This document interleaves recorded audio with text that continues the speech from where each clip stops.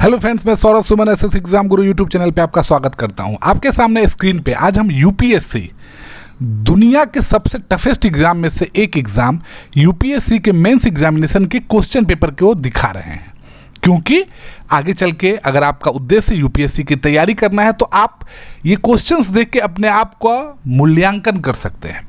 ये आज आपके सामने जो स्क्रीन पे पेपर दिख रहा है, ये आज का सेकेंड शिफ्ट का पेपर GS2 है।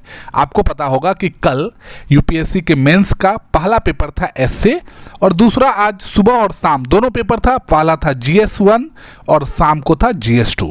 तो आज हम आपके सामने तीनों पेपर एसए, GS1 और GS2 लेके आए हैं।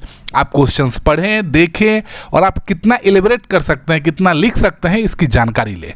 मैं GS2 के क्वेश्चंस को रिपीट कर रहा हूं। संवैधानिक रूप से न्यायिक स्वतंत्रता की गारंटी लोकतंत्र की एक पूर्व शर्त है। टिप्पणी कीजिए। 10 मार्क्स का ये क्वेश्चन है। निःशुल्क कानूनी सहायता प्राप्त करने के हकदार कौन है? निःशुल्क कानूनी सहायता के प्रतिपादन में राष्ट्रीय विधि सेवा प्राधिकरण की भूमिका पर आकलन कीजिए। भारत के राज्य शहरी स्थानीय निकायों को कार्यात्मक एवं वित्तीय दोनों ही रूप से सशक्त बनाने के प्रति अनिच्छुक प्रतीत होते हैं। टिप्पणी कीजिए।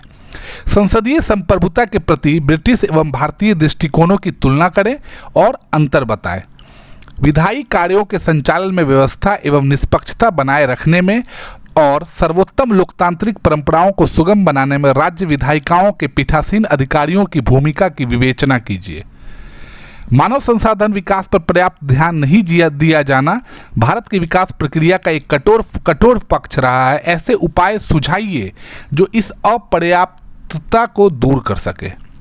भारत में बहुराष्ट्रीय निगमों के द्वारा प्रभावशाली स्थिति के दुरुपयोग को रोकने में भारत के प्रतिस्पर्धा आयोग की भूमिका पर चर्चा कीजिए। हाल के निर्णयों का संदर्भ लें।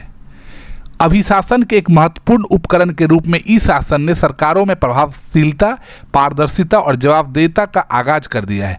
कौन सी अपर्याप्तताएं इन विशेषताओं की अभिवृद्धि में बाधा बनती है? देखिए, ये 8 क्वेश्चन थे और आप क्वेश्चन देख के समझ सकते हैं कितना दमदार क्वेश्चन था। ऐसे ही इसे दुनिया के सबसे टफेस्ट पेपर में से एक क्यों नहीं कहा जाता? एक कहा जाता है, सॉरी। सुबह पेपर, शाम को पेपर और शाम का पेपर का अब ये देख लीजिए। अगले 15 क्वेश्चन यहाँ पे अभी हैं। आप क्वेश्चन पढ़िए। क्वेश्चन पढ़ने के बाद आपको स्टैंडर्ड पता चल जाएगा कि आप मतलब खुद पे हम लोग जैसे मूल्यांकन करते रहते हैं, तो आप देख लीजिए कि आप कितना पेपर में लिख सकते हैं। अब इसका मैं आपको GS1 का पेपर जो सुबह का पेपर है वो देख लीजिए। 1-2 क्वेश्चंस मैं आपके सामने रिपीट कर देता हूं। प्राचीन भारत के विकास की दिशा में भौगोलिक कारकों की भूमिका को स्पष्ट कीजिए। महात्मा गांधी और रविंद्रनाथ टैगोर में शिक्षा और राष्ट्रवाद के प्रति सोच में क्या अंतर था? विश्व के विभिन्न देशों में रेलवे के आगमन से होने वाले सामाजिक और आर्थिक प्रभावों को उजागर कीजिए। उष्णकटिबंधीय देशों में खाद्य सुरक्षा पर जलवायु परिवर्तन के परिणामों की विवेचना कीजिए। 150 वर्ड में इसका आंसर देना है। आपको लग रहा होगा कि ये सिर्फ और सिर्फ एक सिंपल क्वेश्चन है। देखिए, इसको लिखने का बहुत सारे आपको नॉलेज होगा। मान लेते हैं कि किसी क्वेश्चन के 150 पॉइंट्स में से या 250, देखिए अब कुछ क्वेश्चन 250 वर्ड्स के लिए हैं। जैसे वैदिक समाज और धर्म की मुख्य विशेषताएं क्या हैं? क्या आप सोचते हैं कि उनमें से कुछ विशेषताएं भारतीय समाज में अभी भी प्रचलित हैं? अब अगर आप जानकारी रखते भी हैं तो लिखने का तरीका क्या होना चाहिए, ये सब यहाँ पे मुख्य रूप से जरूरी है। ये आप क्वेश्चंस देख लीजिए। इसका GS1 का ये सुबह वाला जो आज पेपर हुआ है उसके क्वेश्चंस है।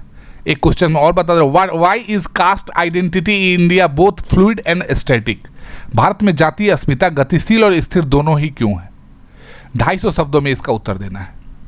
अब मैं जो कल का एसए का पेपर हुआ था, क्योंकि एसए जनरली हम आप सब बहुत अच्छे से जानते हैं, तो आप सिर्फ और सिर्फ ये देख लीजिए कि एसए का टॉपिक कैसा रहता है।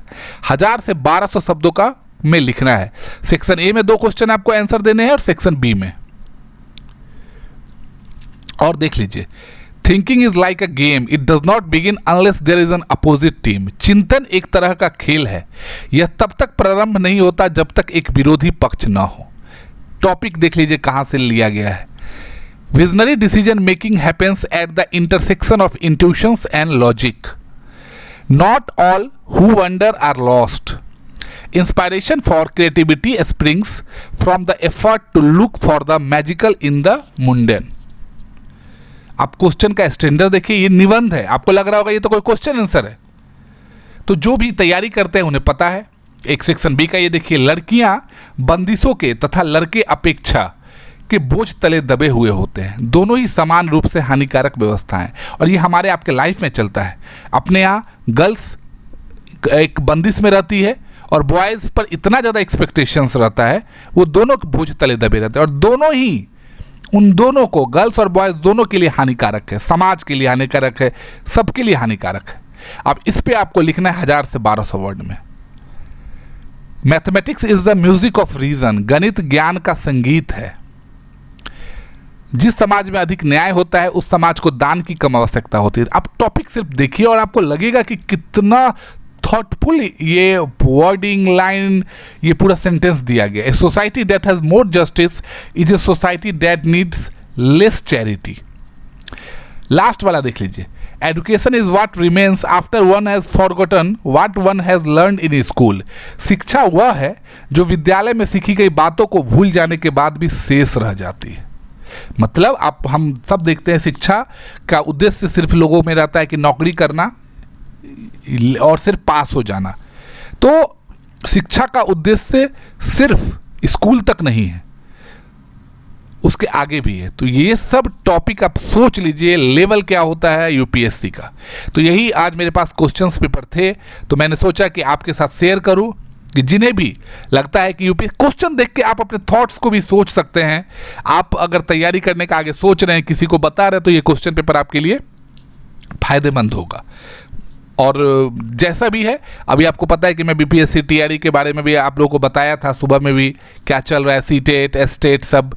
लेकिन हम सबसे अगर टफेस्ट एग्ज़ाम की तैयारी किए हुए हैं, अगर कर रहे हैं, तो हम आपके लिए सबसे लोएस्ट एग्ज़ाम को पास करना बहुत ही आसान हो जाएगा। बाकी आप मेरे साथ जुड़े रहते हैं, इसके लिए आपका बहुत बहुत धन्यवाद। मैं आपके लिए हर समय इन्फॉर्मेटिव और जो भी आपके लिए यूज़फुल होगा लेके आया करूँगा। बिहार में भी 2 वैकेंसी निकली है, आपको पता है कि आईटीआई जो पास होंगे आप उनके साथ शेयर करिए कि आपके समाज में, हमारे समाज में आसपास में कोई आईटीआई पास किया होगा, उनके लिए जॉब निकली है। मैंने सुबह वाले वीडियो में बताया था। साथ में बिहार सिपाही का पेपर शुरू होने वाला